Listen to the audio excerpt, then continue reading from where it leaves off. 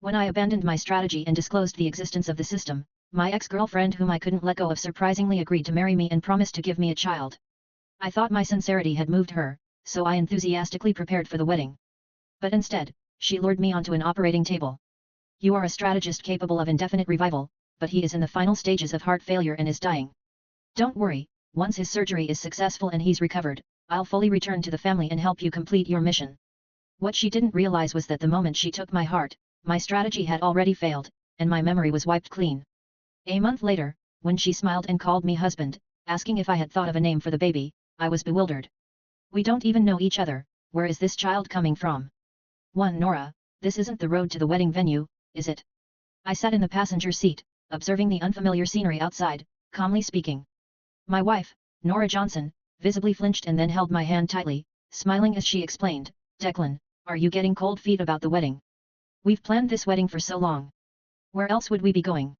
Listening to Nora's explanation, I remained silent, not responding. Even though she hid it well, she overlooked one detail.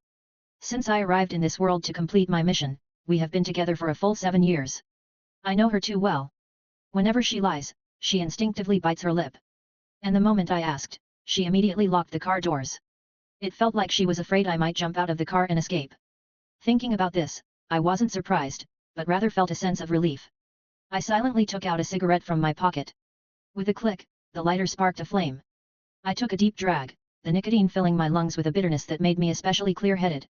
Nora, I've been by your side for 7 years, there's no need to deceive me. I exhaled a puff of smoke, my tone calm but tinged with self-mockery. It's unnecessary and pointless. You're actually taking me to the hospital to help Theo Brooks with a heart transplant, aren't you? Hearing Theo Brooks' name, Nora suddenly slammed on the brakes, nearly causing a rear-end collision. But I wasn't surprised by Nora's reaction. After all, he was once her first love, just a step away from walking down the aisle with her. After a while, her face regained composure, and she forced a smile that was more of a grimace. Declan, my relationship with Theo Brooks is long over. Now I just want to be with you, Declan, believe me. Unfortunately, even though her words sounded nice, her eyes flickered incessantly, never daring to meet mine. I took a deep breath and interrupted, on such an important day, why aren't you wearing a wedding dress and insisted on driving yourself? We clearly hired a driver and a fleet, didn't we? Upon hearing this, the car interior fell silent, leaving only the crackling sound of burning tobacco. After a while, she lowered her head and admitted, you are a traveler, you can revive until the strategy task is completed. But he is in end-stage heart failure and can't hold on without surgery. He is so kind and so young, he shouldn't end his life so hastily. Her voice carried a hint of a sob, as if pleading or explaining. I couldn't help but let out a bitter laugh. So, this is why you tricked me into marriage, so you could take my heart for his surgery. Do you know this is illegal? Before I could finish, Nora kissed me to silence me, her tears falling onto my face. The sweet kisses of the past now tasted only bitter. Don't say any more. I really can't watch him die. Since we've already gotten the marriage certificate, help me one last time, okay? Once his surgery is successful and he recovers, I'll fully return to the family and help you complete your strategy task.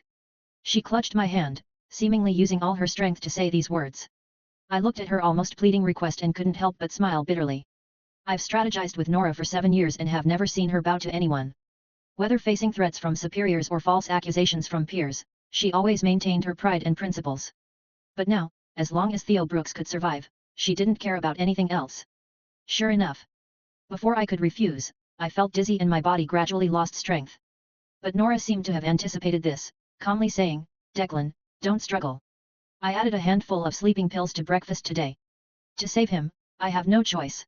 With that, Nora stepped on the gas pedal to the floor, heading in the opposite direction of the wedding. When I woke up again, the car was parked outside an abandoned private hospital. After all, a living heart transplant doesn't comply with medical regulations.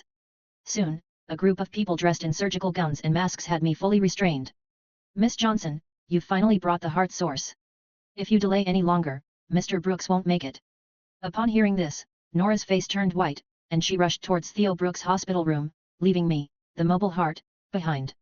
Soon, Nora saw Theo Brooks lying on the hospital bed, pale and barely breathing. Theo! How did you end up like this? She exclaimed, rushing forward to hold his hand, her heart seemingly shattering. It's okay now, everything's okay now. Soon you'll have a new heart. Her voice trembled, carrying a sob. Theo Brooks weakly smiled, gripping her hand in return, his eyes full of relief at being saved. I knew you'd come, Nora. And I, bound to the side, watched this touching scene unfold and couldn't help but smile self-deprecatingly. In her eyes, Theo Brooks was her everything, so what was I? A partner to make ends meet?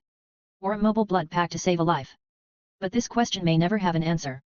From afar, Nora noticed my gaze. She suddenly turned to look at me, slowly approaching as if wanting to embrace me.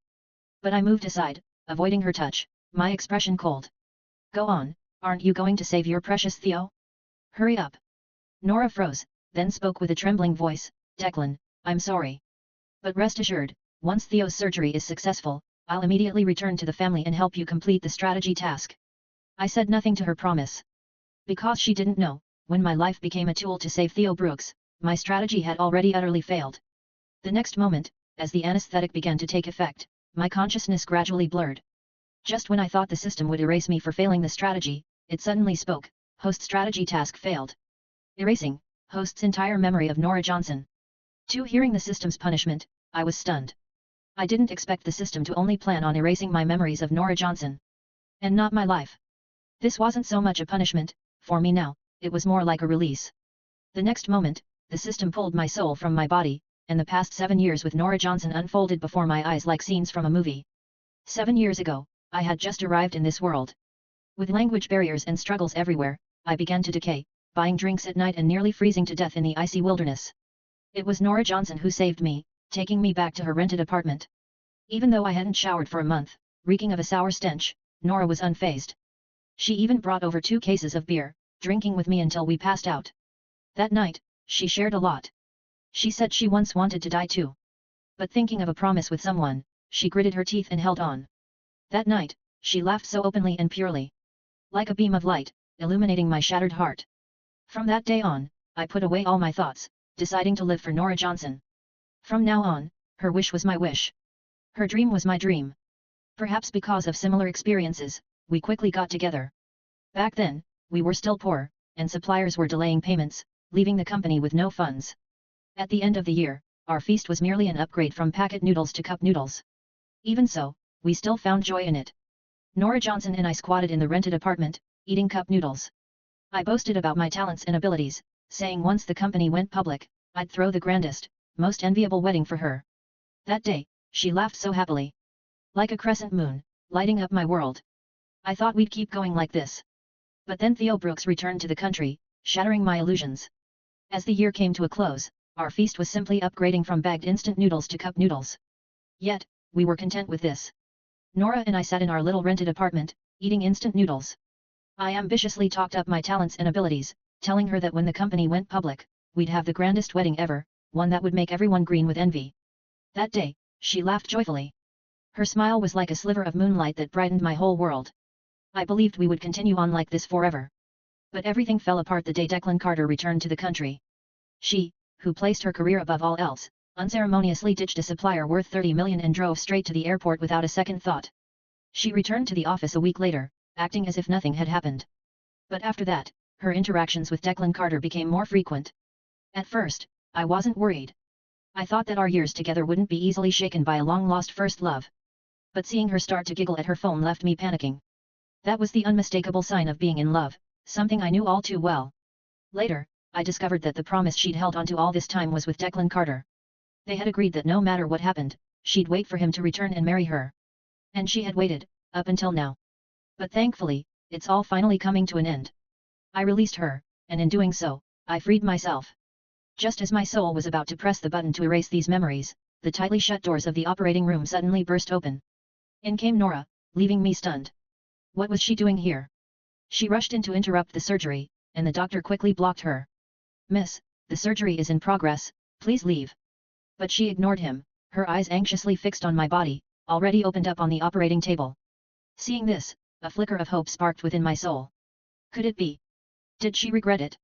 Does Nora still care about me? But the next moment, she grabbed the doctor's arm and urgently said, Doctor, can you take his liver and kidneys too, to give to Declan? 3. She confirmed that I was unconscious, sighed in relief, and continued, Declan just told me his liver and kidneys have been damaged by years of medication. A new transplant would help him recover faster. Listening to Nora's casual words about taking my organs, it felt like my heart was being crushed in a juicer. Is this what she meant by loving me? She even planned for Declan's post-surgery recovery, not wanting him to endure any discomfort. And what about me? The wedding and kids could wait and be sacrificed. A bitter smile spread from the corner of my mouth. I closed my eyes, took a deep breath, and silently selected the option to erase my memories. Keeping such feelings would only bring more pain. I'd rather remember nothing. From now on, I'll live for myself. I don't know how much time passed. The strong smell of disinfectant forced my eyes open. A young nurse came over and adjusted my 4-bottle. You're awake? How are you feeling? All right, where am I? The nurse frowned. You're in a hospital. You've been in a coma for a week. A week? I tried to recall, but my memory was blank. Seeing my confusion, the nurse sighed, looking unsurprised. All the other patients have family taking care of them, but you've had no one visiting for a week. Your bedside was as quiet as a morgue. Now that you're awake, contact someone you know and get ready to pay the bills later. I opened my phone, ready to contact my parents. A series of unread messages popped up, all from a man named Declan Carter. Luke, the surgery was a success. Thanks to your organs, I survived. Love you, moi. Attached was a photo of Nora nestled in his arms. Nora made me soup today, so happy. Luke, take care of yourself too. In the picture, Nora was feeding him steaming chicken soup. Nora said she wants to take me out in the sun today, I'm so excited. Luke, when will you be discharged? Let's go together. Day after day, Declan Carter sent messages flaunting his relationship with Nora, his words filled with pride and provocation. I just frowned. Who's this idiot? Why is he tagging me all the time? The woman in the photo looks nice, but is that worth boasting about? Nutcase. I muttered and blocked him without hesitation. But shortly after, the door to my hospital room swung open. It was Declan Carter and Nora. Declan rushed over, hugging me excitedly. Luke, you're finally awake. So you were in the room diagonally across? Why didn't you say something earlier? I would have been here right away. After all, if not for you, I would have been dead. His tone was exaggerated, his expression overly dramatic, calling me his lifesaver, though his eyes were full of disdain. I was speechless. Can't this guy talk properly? Why act like a show-off? He's been tagging and mocking me, and now he's pretending to be a good guy? I coldly pushed him away. Get lost, do I know you? You're disgusting. Declan was momentarily stunned, then a hint of satisfaction flashed in his eyes as he collapsed theatrically to the floor. Oh no. Luke, I knew you'd be angry with me. Maybe I should just die. He clutched his chest, acting as if he couldn't breathe. Nora quickly supported him, comforting him. Declan, don't get worked up, the doctor said you're still weak after surgery. Then she turned to me, holding my hand, and earnestly advised, Luke, I know you're upset, but that's all in the past. You're fine now, isn't that enough? Why push Declan? He's just had surgery and is still weak. I looked at this beautiful stranger in front of me, not feeling the slightest bit moved, only a vague sense of disgust. Who is this woman, doesn't she get it? He fell on his own, how can she blame me? And how is he weak? He's been up late every night tagging and provoking me. He seems perfectly fine. Before I could think further, Nora sighed and, holding my arm, earnestly said, all right, dear, no matter what, it's all in the past. I know you probably won't forgive me easily. So. She paused, seemingly realizing something, and gently explained, I came today to tell you a surprise. With that, Nora took out a test report from her bag and looked at me lovingly. Dear, I found out I'm pregnant. Weren't you always asking for a child? You finally got your wish. Have you thought about a name? Right, before it shows, let's quickly reschedule the wedding. It'll be even more luxurious than what you planned. From now on, the three of us will live happily together, okay? She placed one hand on her belly and held my hand with the other. Her gaze was tender, as if she was deeply in love with me. But I shook off her hand, looking at her with disdain. A child. We don't even know each other, where's this child from? Is finding a sucker to take over the new trend now?